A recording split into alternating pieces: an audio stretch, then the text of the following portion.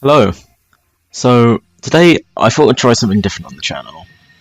I thought, I really love Hunter x Hunter.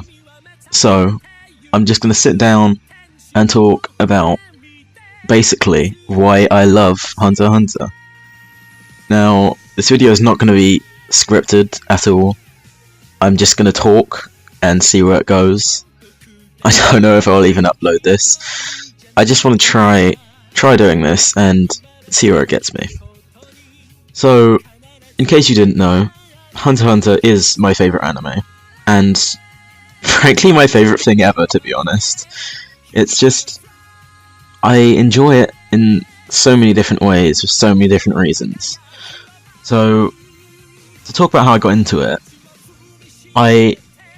back in I don't even remember what the year was, but a while back, I literally had just watched Dragon Ball. Dragon Ball Z, Dragon Ball GT, just that. And I was, I guess, a part of the Dragon Ball community. And because of that, I watched YouTubers like Rhymestyle a lot. And I remember Rhymestyle recommended everyone to go watch Hunter x Hunter because it's his favourite anime.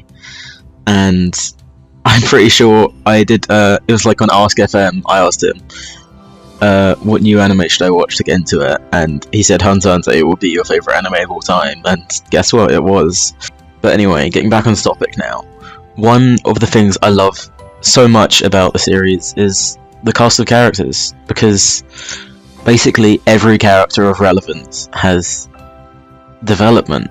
They all have their own motivations, their own mindsets, and they often conflict with each other. Like, for example, the main cast.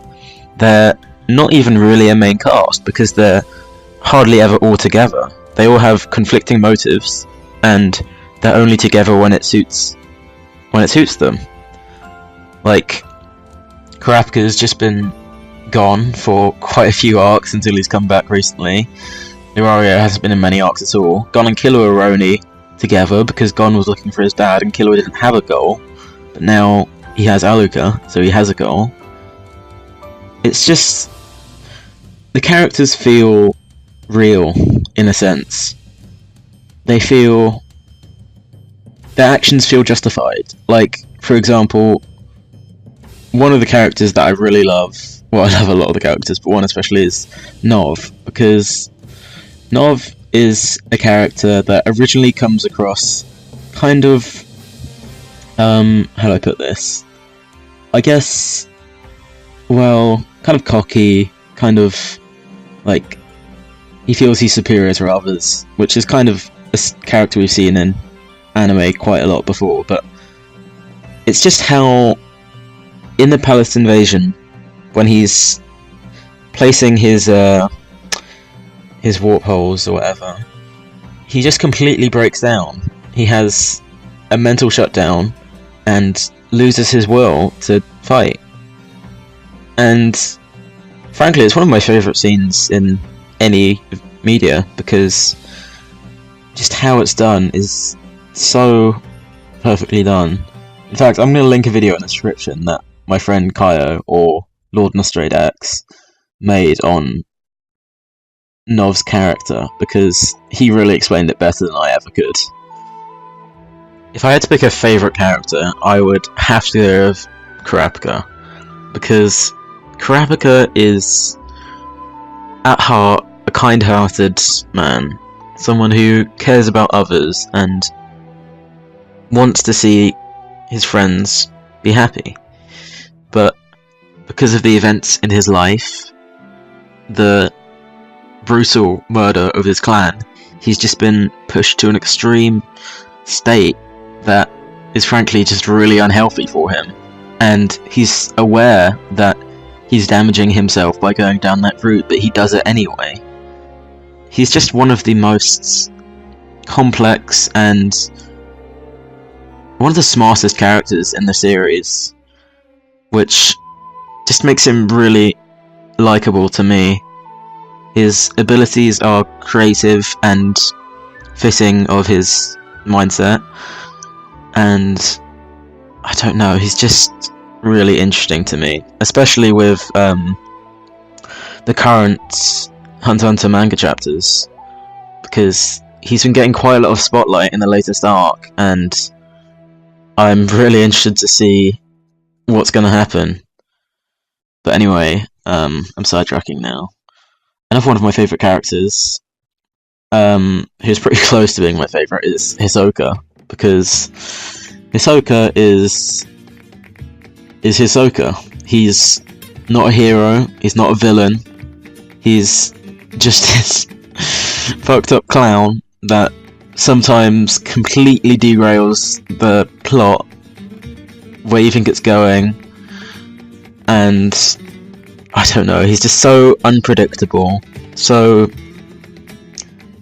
what's the word, charismatic, I guess, and he's just always entertaining to watch, and he's always in the back of your mind as well. Like, when I was watching the Chimera arc, I was thinking, oh, I wonder what Hisoka's doing right now, I wonder if he's going to come and affect this, and this is going to happen, or this. There's just...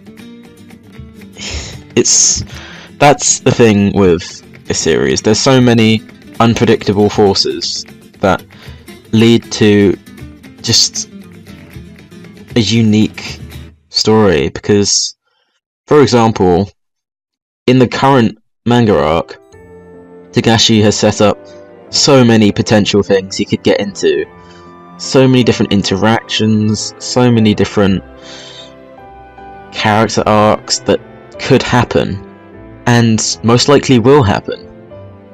And I'm really excited to see how he's going to pull this all off, because I've got faith that he can do it.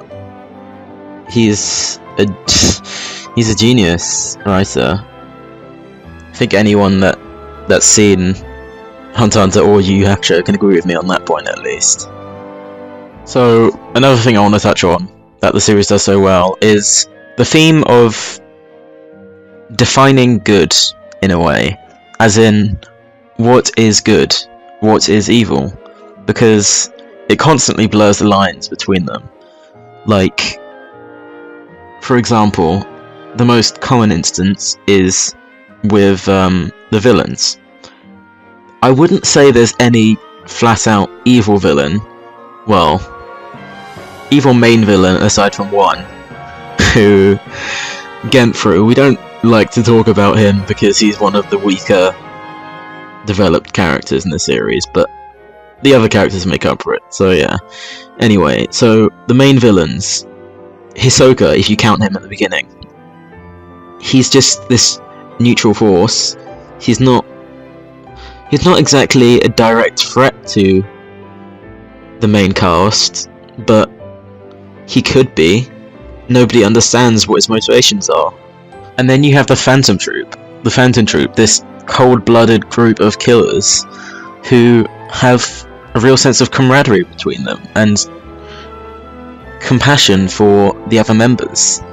And then perhaps the best example of this blurred morality is in the Chimera Ant arc with, well, for one, our main character, Golden Freaks, who completely just snaps, and his innocent, like, kind-hearted nature is just replaced with this brutal, raw rage, where he's turned into something that you'd never expect, something that feels evil in a way.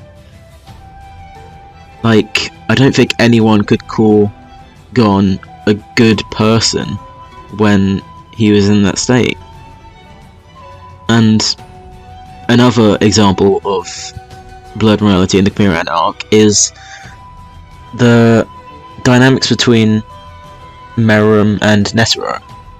Meruem made the transition from being pretty much pure evil when he was born to understanding human talent, understanding the necessity for humans, caring for humans. He had a complete change of heart. In a sense, he's gone from evil to good.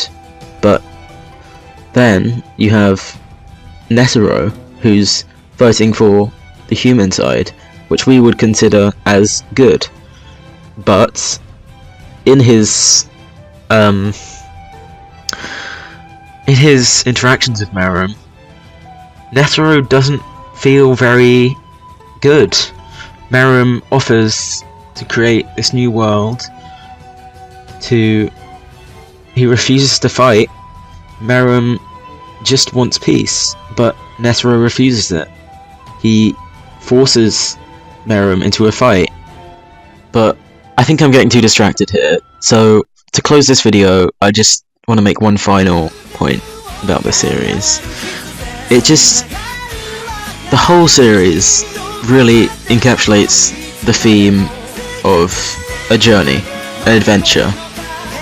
It feels like it's natural. It's a natural from point A to B. There's no hard cuts between arcs, if that makes sense. They all flow into each other nicely. And I don't know what it is, but it's just a special magic. I know that sounds really cheesy, but there really is to me. Something that nothing else has been able to capture so well. But yeah, I think that should do it for this video. I might do some scripted videos later on about Hunter x Hunter and other series, but I'm a pretty lazy person, so I might do more of these, I might do scripted things, who knows, we'll see what happens in the end. But thank you for watching.